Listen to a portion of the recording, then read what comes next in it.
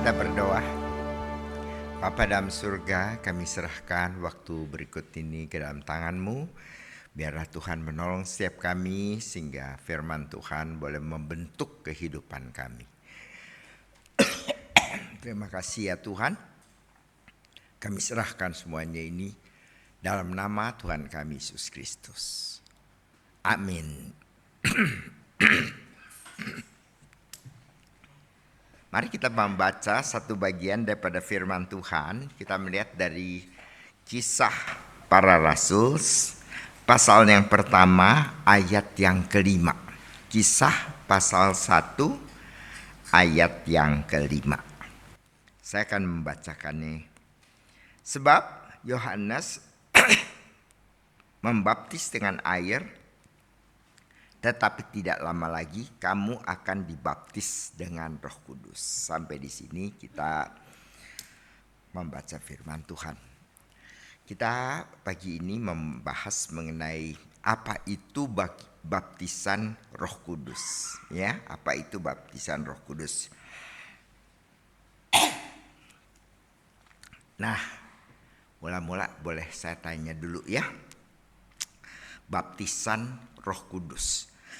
Baptisan Roh Kudus itu siapa yang membaptis? Bapak Ibu nggak tahu jawabnya, apa nggak mau jawab? Baptisan Roh Kudus, siapa yang membaptis? Ada sementara orang ya menganggap baptisan Roh Kudus itu adalah Roh Kudus membaptis kita, ya. Jadi kita ada yang berpendapat misalnya gereja-gereja ada yang membaptiskan anak. Sini baptis enggak ya, serahkan ya penyerahan. Oke, ada tapi gereja yang pada waktu kecil anak dibaptis, ya. Itu dari awal gereja itu mempunyai tradisi seperti gitu, ya.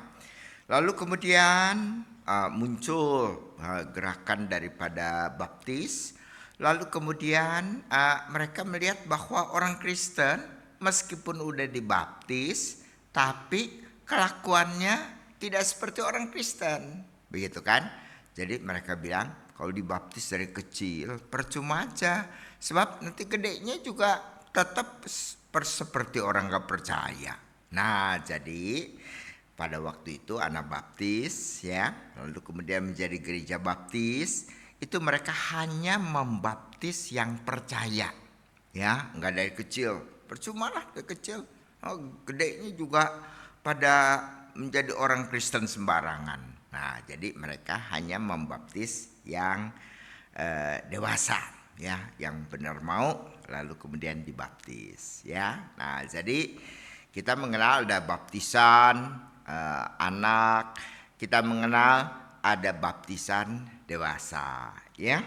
Tapi kemudian dengan munculnya gerakan Pentakosta, ya, mereka itu kemudian lebih menekankan kepada baptisan Roh Kudus, ya. Nah, jadi mereka melihat gini, ini ada baptis anak, ini ada baptis dewasa, lalu kemudian orang mesti dibaptis lagi dengan Roh Kudus. Begitu kan? Ya. Nah, siapa yang membaptis kita dengan Roh Kudus? Benar nggak tahu. Jadi mereka dulu melihatnya ya, yang membaptis baptisan Roh Kudus itu adalah baptisan yang dilakukan oleh Roh Kudus. Ya, baptisan Roh Kudus. Siapa baptis? Dibaptis dengan Roh Kudus. Katanya begitu ya. Nah, itu salah sama sekali ya. Tidak baca Alkitab, tidak belajar Alkitab, ya. Jadi kalau kita membaca dari Matius pasal 3 ayat yang ke-11 ya. Ya, Bapak Ibu enggak usah lihatlah, nanti lama. Jadi Matius pasal 3 ayat 11 ya, saya bacakan. Ia akan membaptiskan kamu dengan Roh Kudus dan dengan api.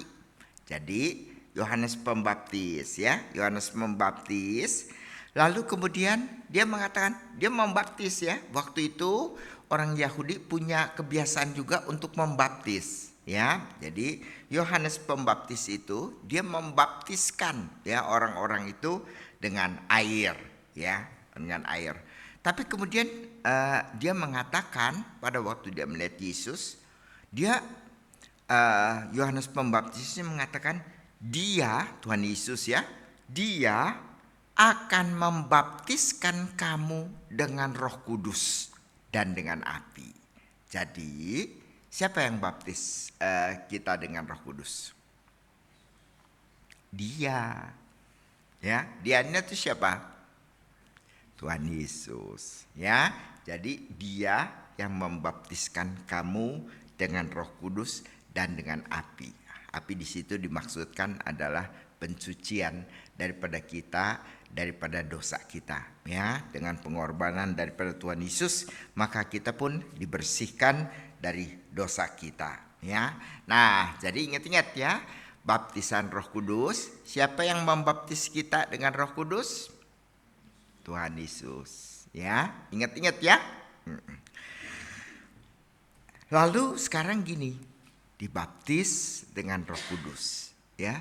Apa akibatnya kalau dibaptis dengan Roh Kudus, ya? Itu bagaimana, ya? Apa isu yang terjadi? Nah, tentu di dalam sementara gereja, lalu mereka kemudian menekankan setelah kita dibaptis dengan Roh Kudus itu kita akan berbahasa lidah, ya. Bahasa lidah begitu atau bahasa roh, dinamakan seperti itu ya. Nah, tapi kalau kita melihat sendiri dari 1 Korintus 12 ya, ini karunia yang disebut sebagai karunia Roh Kudus ya. Karunia bernubuat, karunia ini karunia berbahasa lidah, karunia menafsirkan bahasa lidah. 9 karunia ya dikemukakan di dalam 1 Korintus pasal 12 itu. Tapi satu hal dilewati oleh mereka, yaitu apa? Bahwa semua karunia ini dikaruniakan sesuai dengan keinginan daripada Roh. Bukan keinginan kita, ya, bukan kita. Nah, sementara itu karunia Roh ini yang 8 itu diberikan oleh Tuhan, tetapi yang ke-9 berbahasa lidah itu harus semua, katanya gitu ajarannya ya. Tapi salah.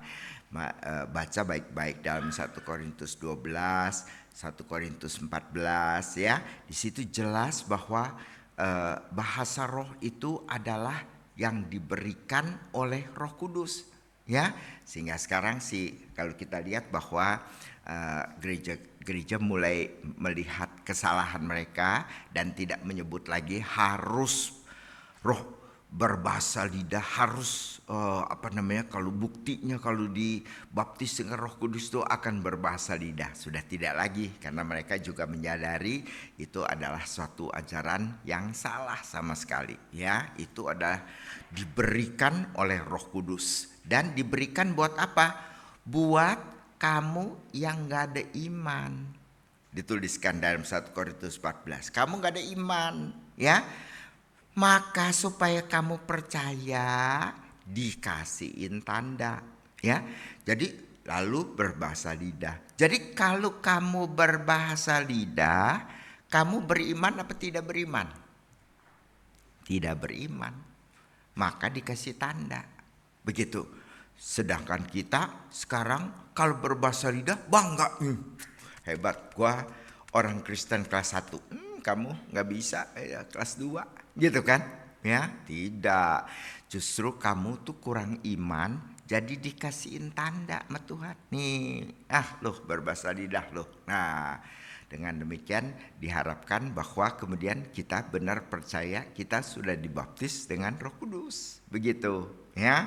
Nah, jadi kalau Anda tidak berbahasa lidah, itu artinya Tuhan merasa bahwa kamu punya iman, nggak usah dikasih tanda lagi ya. Tanda mah buat anak kecil, begitu kan ya. Nah, jadi seperti itu. Nah, apa sih gunanya kita dibaptis oleh Roh Kudus, ya. Nah, Anda semua ingat ya, pada waktu kita Pentakosta, ya, hari raya turunnya Roh Kudus, hari raya Pentakosta, ya. Jadi Tuhan Yesus sebelumnya di dalam Yohanes, ya, sudah berkata, ya, Yohanes 16 ayat 7. Sebab ya, lebih berguna bagi kamu jika aku pergi. Aku siapa? Tuhan Yesus, ya. Lebih berguna bagi kamu jika aku pergi. Tuhan Yesus maksudnya kembali ke surga, ya, jika aku pergi.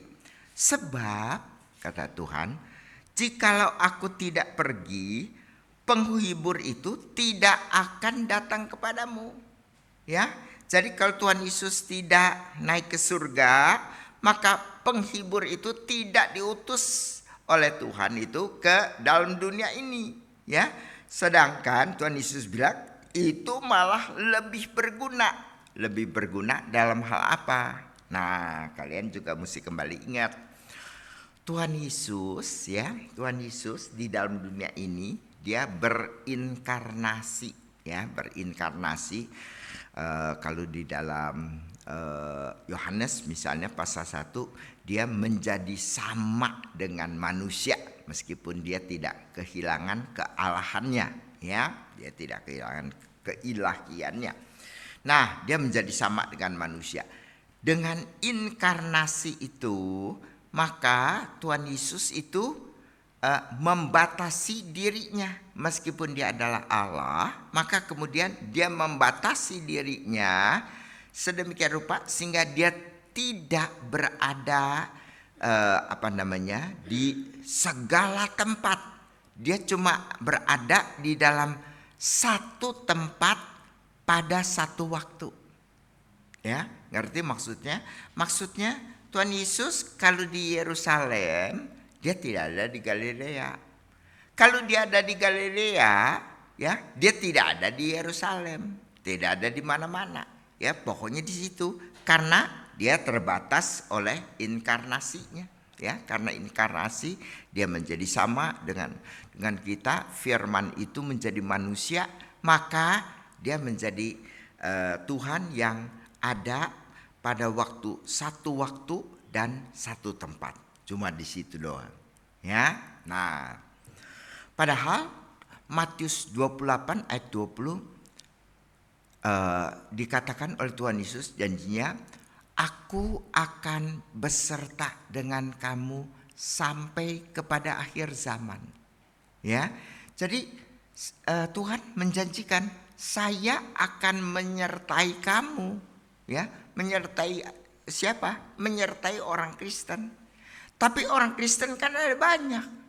Ada di Eropa, ada di Asia, ada di Australia, ada di Afrika, ada di Amerika.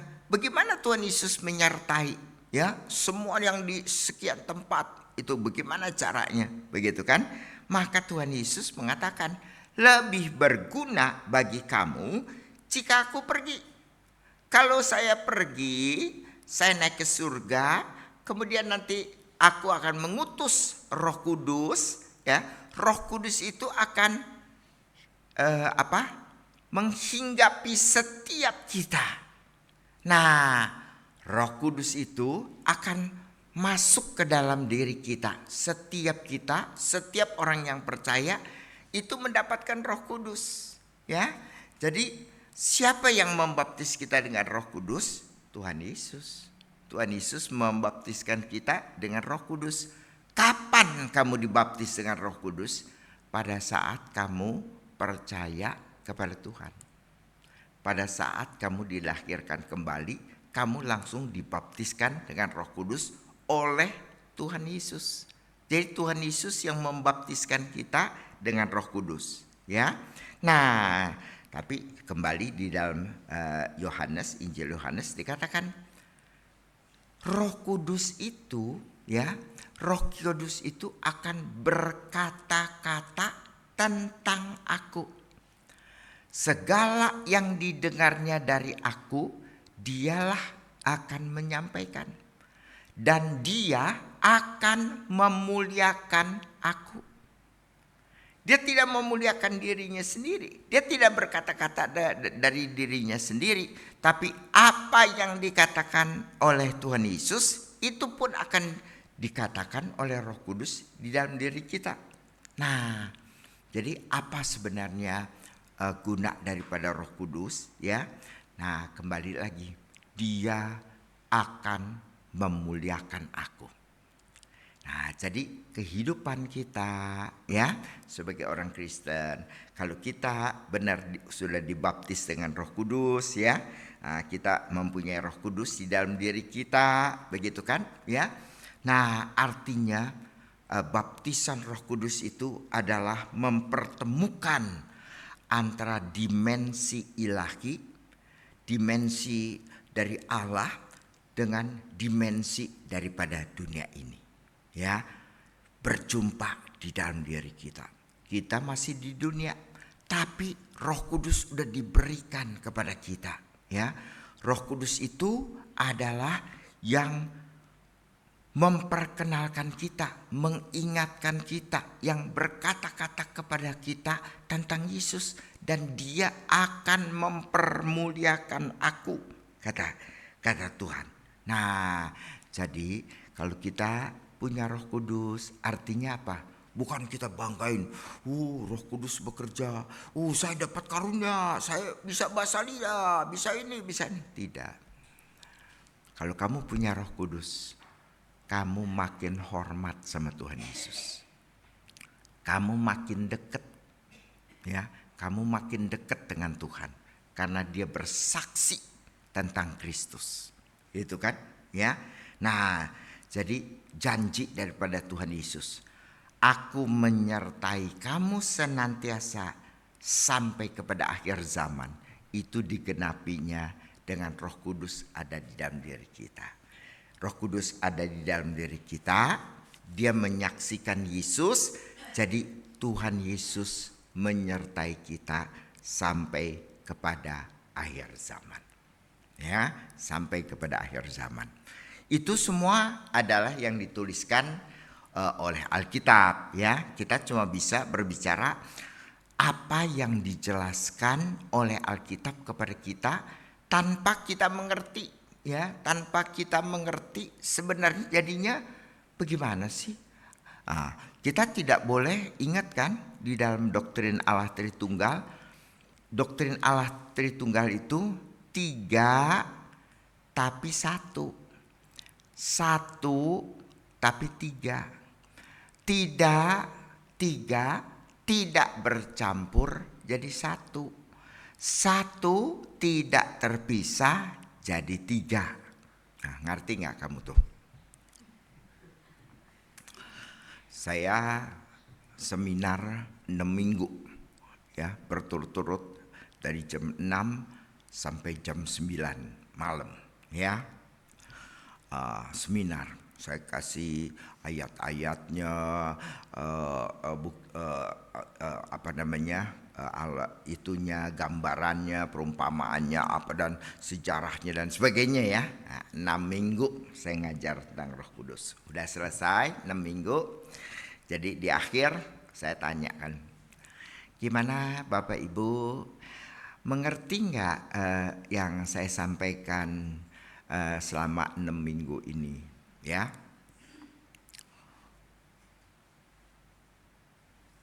Ditanya begitu, diem aja kayak kamu. Kamu kan ditanya juga diem aja, nggak mau jawab kan? Nggak biasa gitu. Jadi Bapak Ibu gimana, mengerti jadinya mengenai Allah Tritunggal semua selama 6 minggu ini kita udah belajar? Diam aja. Saya bilang, jawab dong. Jadi saya tahu kamu ngerti apa enggak. Saya ngajarnya jelas apa enggak. Begitu kan? Ya, 6 minggu dari jam 6 sampai jam 9. Lalu enggak mengerti apa yang saya ngomongin. Kan ya percuma dong ya. Saya dari Bandung ke Jakarta, pulang lagi malam, datang lagi, lalu pulang lagi, 6 minggu ngajar ya. Nah, jadi jawab dong, ngerti apa enggak? Nggak janji ya. Kita ledekin ya. Nah, mereka nggak janji, tapi entah gimana bisa rame-rame kompak. Jadi gimana? Ngerti nggak? Mengerti. Ya gitu. Saya bilang kurang ajar ya. 6 minggu jadi pada berani kurang ajar. Begitu kan ya. Saya khotbah 6 kali, Bapak Ibu juga kurang ajar. Nah, jadi kompak gitu ya. Mengerti. Gitu kan. Saya bilang, aduh saya diledekin gitu ya. Gue mau balas, gue juga balas. Pendeta brengsek sih memang. Jadi gue balas. Saya nggak bisa main drama sebenarnya ya, tapi belajar nih di depan murid-murid kita main drama. Wah, celaka, gitu kan? Gitu, mukanya serius gitu. Wah, celaka. Terus ada ibu-ibu yang duduk di depan. Kenapa Pak? Kan kita ngerti, gitu kan ya? Justru itu. Kenapa kamu mengerti? Doktrin Allah Tritunggal itu tidak bisa dimengerti. Kalau kamu mengerti, artinya kamu salah mengerti. Mengerti? Begitu kan? Jadi kita tidak mungkin bisa bayangin gimana sih 3 tapi 1, 1 tapi 3. Tidak boleh ditigakan, tidak boleh disatukan, tidak boleh jadi 3, tidak boleh jadi 1. Jadi gimana tuh? Nah, paling bagus kamu selalu tidak mengerti ya. Kalau kamu mengerti, orang sombong-sombong gampang itu. Itu seperti matahari, sinar matahari sama panas matahari ya. Itu kan semua satu, tapi 3 kan wujudnya. Ada panas, ada sinar, ada mataharinya. Nah, kalau kita bilang gampang-gampang, itu artinya salah. Matahari sama sinar matahari sama nggak? Ditanya diam lagi. Aduh, nggak diwarok saya. Matahari sama sinar matahari sama nggak? Beda kan ya. Matahari bukan sinar, sinar bukan matahari ya. Matahari sono, ini mesinar gitu ya. Panas matahari itu matahari bukan panasnya doang, mataharinya di sono. Kamu ditempel matahari langsung angus gitu kan ya. Nah, jadi bilang gampang Allah Tritunggal dimengerti. Ini aja seperti ini. Nah, justru salah. Itu artinya menyatukan pemenigakan. Pasti nggak jawab lagi. Nah, meninggalkan kan. Jadi dari 1 matahari jadi matahari, sinar matahari, panas matahari, dibeda-bedain jadi 3. Begitu kan? Nah, ini salah nggak? Salah. Nah, semakin kamu tidak mengerti, artinya kamu mengerti. Semakin kamu mengerti, artinya kamu salah mengerti. Mengerti? Ngerti ya? Nah, lain kali kalau bilang ngerti, salah pasti tuh. Ya. Nah, kalau kamu tidak ngerti, baru benar. Ya, baru benar. Begitu kan? Nah, jadi itu yang dikatakan oleh Tuhan. Ya, kita nggak usah bingung-bingung. Aduh, Tuhan, Yesus, aduh, Roh Kudus, gimana. Pokoknya kita turutin apa yang dikatakan Alkitab. Ya, selebihnya kita manusia nggak ngerti. Ya, barangkali doang ya. Kalau kita ke sorga, kita lebih mengerti sedikit. Kalau kamu ke sorga, siapa tahu ke neraka. Gitu kan ya. Nah, jadi kalau seperti itu, nah ya, kita ambil pokoknya Alkitab bilangnya gini, yaitu Roh Kudus ada di dalam diri kamu, tapi dia akan bersaksi tentang aku. Dia akan memuliakan tentang aku, ya.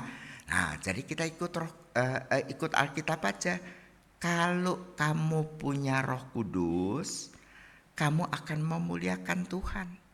Ya, kamu akan merasakan Tuhan Yesus yang ada di dalam diri kamu, karena dia akan bersaksi tentang aku. Roh Kudus itu akan bersaksi tentang aku. Jadi kalau kamu punya Roh Kudus, jangan bangga-bangga kamu bisa bahasa lidah atau apa. Tidak. Kamu akan memuliakan Tuhan Yesus karena Roh Kudus ada di dalam diri kamu. Ya, itulah perjumpaan antara yang ilahi dan yang duniawi. Kita masih di dunia, tapi yang ilahi ini, Roh Kudus itu bekerja di dalam diri kita, menyaksikan that Jesus is alive, bahwa kita punya Tuhan yang hidup, yang menyertai kita senantiasa sampai kepada akhir zaman itu. Ya, jadi kamu mesti tangkap itu. Dan yang kedua itu, baptisan Roh Kudus itu bukan sekedar perasaan spiritual, meskipun tentu Tuhan ada memberikan, misalnya kalau kita kurang percaya, Tuhan itu memberikan tanda karena kita kurang iman, ya. Saya dari kecil sebenarnya dibaptis, baptisan anak ya, kecil. Sudah gede ya, saya ke gereja, tapi di gereja itu ada yang punya toko roti, kaya ya, sininya 5 kilo, sini 5 kilo ya, rantainya 10 kilo gitu kan, orang kaya kan, jadi gantung-gantung semuanya, padahal dalamnya batu tuh kali. Terus udah gitu, tapi pendetanya ya, kalau yang punya toko roti itu, wah, hormat sekali. Ibu, apa kabar? Suami baik, anak-anak baik, pembantu baik, mama baik, ini baik. Puji Tuhan ya, puji Tuhan. Disalamin begitu kan. Nah, terus ada tukang roti lewat, ya, tukang roti itu tentu ambil rotinya dari yang punya roti dong, ya, toko roti. Masih pikulan ya. Zaman sekarang nggak ada tukang roti pikul. Waktu aku kecil itu tukang roti pikulan. Jadi mukanya tua, kejemur kan. Saban kali jajain roti dari pagi sampai sore gitu kan, ya, hitam kejemur ya. Ke gereja dia pakai baju yang paling bagus, tapi bajunya baju putih tapi lusuh. Jadi udah kuning, udah ketahuan lama, udah 30 tahun kali itu baju. Begitu loh. Ya. Nah, dia juga datang ke gereja. Nah, ikut salaman ya sama si pendeta. Saya liatin. Kalau itu gila, lama bener tanya. Aduh, kita di belakang nih, ngantre, nggak usah ngomong lama-lama, gitu kan? Tukang roti lewat, gimana dia? Nyambutnya gini. Gitu loh, buang muka. Saya bilang saya pengen injek tuh mukanya tuh. Buang-buang begitu loh. Gitu loh. Nah, itu menjadi peringatan saya dari kecil, saya ketemu begitu. Lalu jadi pendeta ya, sebenarnya sungguh mati nggak mau tuh tadinya ya. Nah, ditangkap sama Tuhan. Lu nggak mau? Kurang ajar lu, gue jadiin lu pendeta malah. Begitu kan? Nah, tapi saya ingat tuh ya, jangan merendahkan orang, siapapun, baik kaya, baik miskin, baik pintar, baik. Kalau yang idiot sih bingung juga ya. Agak bingung sih ya memang ya. Tapi saya tidak boleh bedakan mana kaya, mana miskin. semua kita harus salamin dengan baik. Sebab saya waktu saya kecil, saya miskin, kita tuh barangkali digituin. Saya ingat sekali. Nah, sekarang jadi pendeta, jangan bedain antara orang kaya, orang semua sama di hadapan Tuhan. Gitu ya. Jadi tidak mau Kristen. Tapi kemudian dengan berbagai-bagai hal deh, nanti itu nggak usah ceritain, nanti sampai jam 10. Jadi sudah itu akhirnya oke deh, saya jadi Kristen, gitu kan? Ya, di Kristen. Dalam satu kebaktian ya cuma 10 orang di rumah ya, ditanyain siapa belum terima Tuhan Yesus? Ya saya dong ya. Hari ini mau nggak terima Tuhan, gitu kan? Hari ini mau nggak terima Tuhan? Oh, memang sudah saya katekisasi ya. Saya lihat ibu rohani saya, luar biasa hidupnya. Menunjukkan betul-betul kekristenannya, begitu kan? Saya bilang kalau Kristen kayak begini baru saya mau, begitu ya. Kalau yang sebelum-sebelumnya, aku mendingan gak Kristen dah, begitu kan? Ya. Nah, tapi karena ibu rohani saya memberikan contoh teladan kehidupan, saya pikir saya mau, begitu kan? Nah, saya mau terima Tuhan Yesus. Tapi Tuhan itu tahu, ya. Saya waktu mau katekisasi tuh berdoa sama Tuhan. Tuhan kasih pendeta yang pinter. Sebab saya mau tanya banyak. Kalau dia gak bisa jawab pertanyaan saya, buat apa? Ya, dia aja gak ngerti, apalagi saya dong, gitu kan? Ya.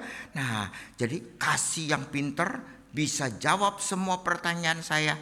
Nah, saya nanti mau percaya, gitu kan? Tuhan gak kasih, memang si pinter juga. Tapi dia bukan kasih yang pinter aja, tapi dia kasih orang yang betul kenal Tuhan. Dari hidupnya kelihatan, dari omongannya kelihatan, dari tingkah lakunya kelihatan. Saya bilang, kalau orang Kristen yang model begini, kalau gitu saya mau.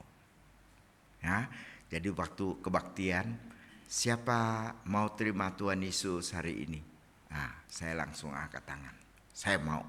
Kebaktian cuma 10 orang loh. Gitu kan? Bukan KKR gede gitu ya. Enggak, gitu kan? Ya. Nah, terus saya mau. Tapi Tuhan tahu, saya itu orangnya terlalu mengandalkan rasio. Ya. Jadi saya terima Tuhan. Terima Tuhan. Kok enggak berasa ya? Tahu dari mana saya udah terima apa belum? Udah masuk belum nih Roh Kudusnya? Masuk belum nih? Nggak ada, nggak bisa lihat gimana nih, gitu kan? Nah, Tuhan tahu ini anak memang brengsek nih, gitu kan? Nah, supaya tahu ini kurang percaya, gimana? Tuhan kasih sukacita. Sukacitanya bukan sehari 2 hari, 3 bulan nggak habis-habis. 3 bulan sukacita, ini bukan main. Itu pasti dari Tuhan.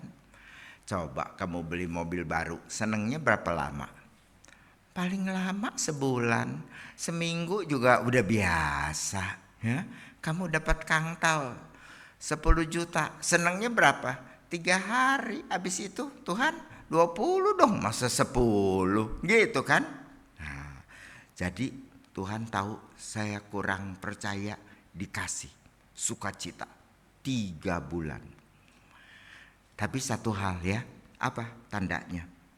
Alkitab tadinya kan saya nggak percaya, adik saya ceritain mau menginjili saya, dia pasangnya di mana? Pasang di kaca, kan kita kalau nyisir tiap hari kan di kaca kan, dia pasang di cermin. Do you read your Bible? Gitu kan? Sebel banget ya.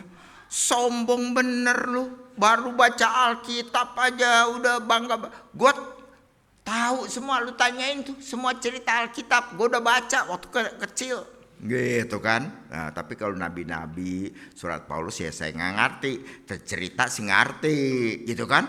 Nah, tapi do you read your Bible? Setelah saya percaya, Tuhan memberikan Roh Kudus, tandanya apa?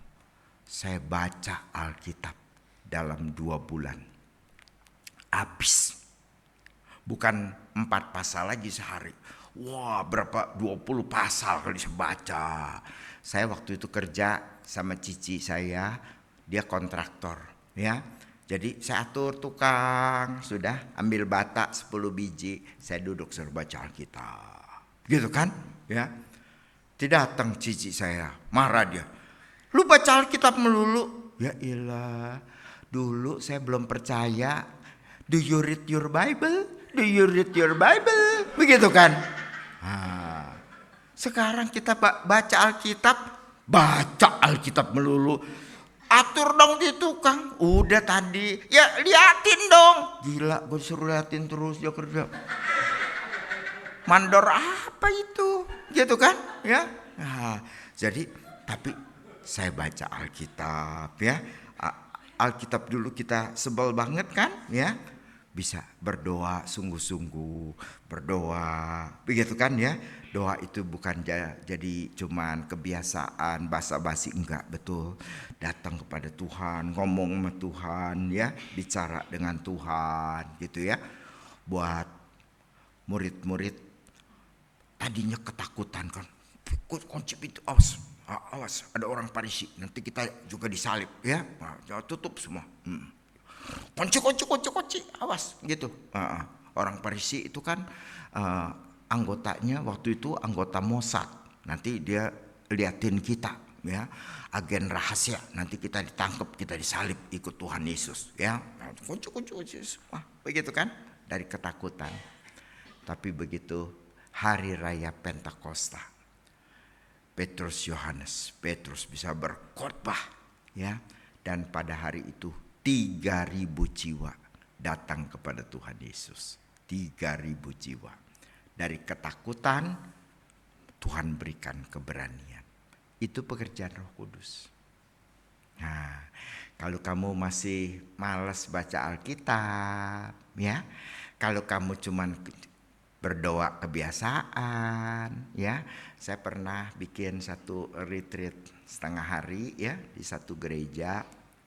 Saya bilang, kamu semua menyebar masing-masing doa, ya. Doa 20 menit. Mereka di hati, gila. Biasa gue doa 3 menit aja udah kelamaan. Gue disuruh doa 20 menit katanya.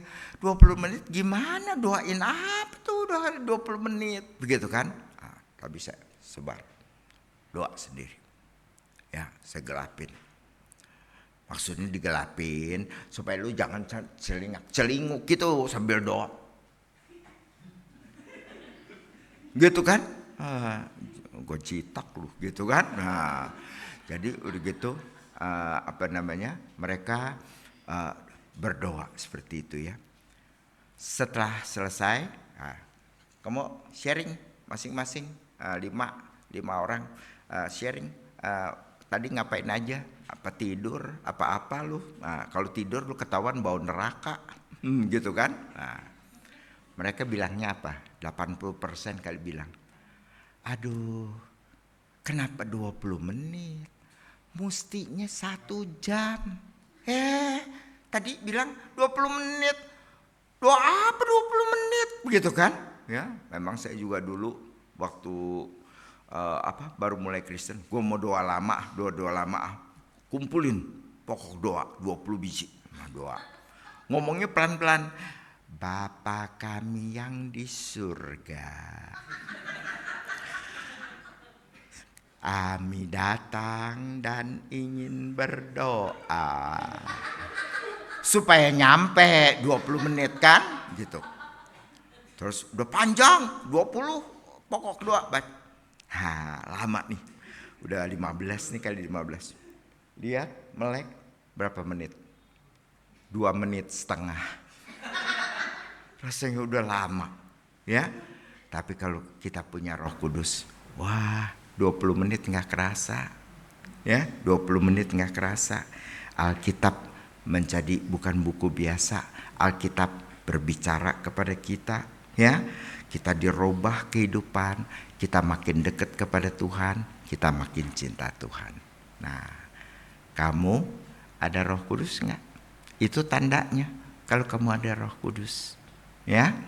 Nah, kalau kamu belum punya Roh Kudus, mesti minta sama Tuhan Yesus, ya, yang membaptiskan kamu dengan Roh Kudus. Yuk kita berdoa ya.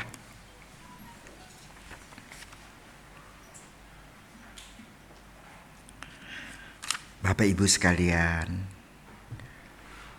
apakah tanda-tanda kamu sudah dibaptiskan dengan Roh Kudus itu muncul dalam kehidupan? Apakah Alkitab menjadi buku yang indah, menjadi buku, bukan sekedar buku bacaan? Alkitab adalah firman yang hidup, the living word, firman yang hidup. Karena dia hidup, dia berbicara kepada kita. Apakah Bapak Ibu senang baca Alkitab, senang berdoa, sungguh-sungguh dekat dengan Tuhan Yesus, makin mengasihi Tuhan, makin dekat dengan Tuhan? Itulah tanda yang diberikan. Kamu mempunyai Roh Kudus di dalam diri setiap kamu. Tapi Tuhan akan memberikan kepada kita segala kekurangan. Minta kepada Tuhan. Lengkapi pemberian daripada Tuhan. Masing-masing boleh berdoa dalam hati Anda masing-masing.